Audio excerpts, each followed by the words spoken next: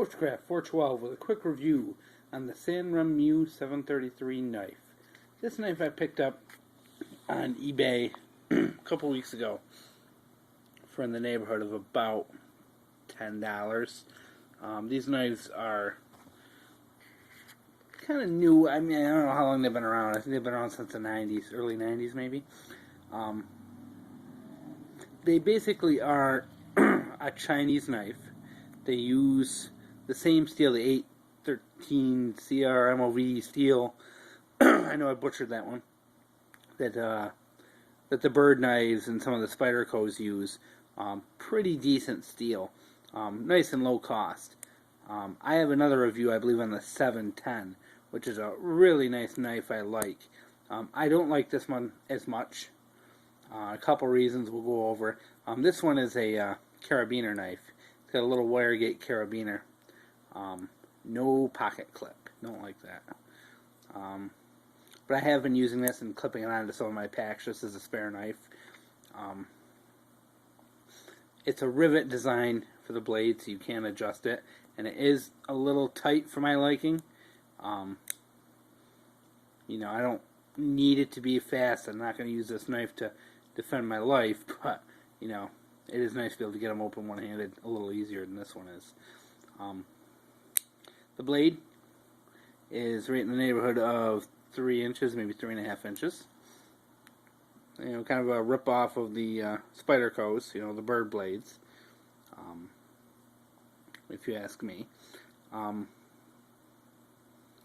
of the things I do like the most about this knife is the grip. It does have good jimping on the back.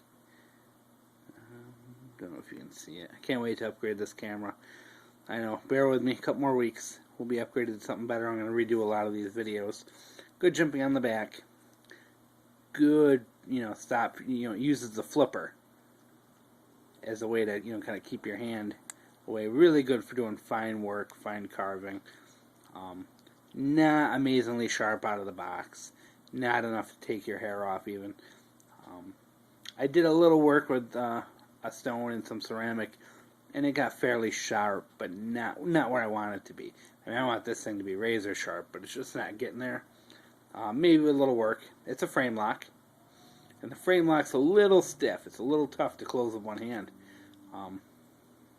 Tough to open with one hand too. You know, you can wash it. You know, it's got the see-through handle, so you can wash it, spray it out. You know, if you get junk in there. So it was kind of a nice knife. Nothing I would use to clean a fish or process an animal, but it's kind of a nice little knife you can use just to cut wire and rope and little things like that. Maybe a little carving. You know, because it does have the really nice grip, but it is a little awkward. It's just a little funny in your hand when you're trying to carve with it. You know, you can't really get, you know, so not the greatest. But overall, the SanRenMu knives are great value. The steel they use is pretty decent for the money, and for the $10 this knife I paid for, it's not bad. It outperforms a lot of other knives that cost twice as much. I just don't like this particular model. The shape's a little awkward, and the not having a belt clip is really annoying to me. But it is something I clip it onto my backpacks. I just clip it onto one of the straps, and I have one handy. And then, you know, if you're walking along the trail, you need to cut something, bam, just cut it, and you don't even have to take it off. So there you go, SanRenMu 733.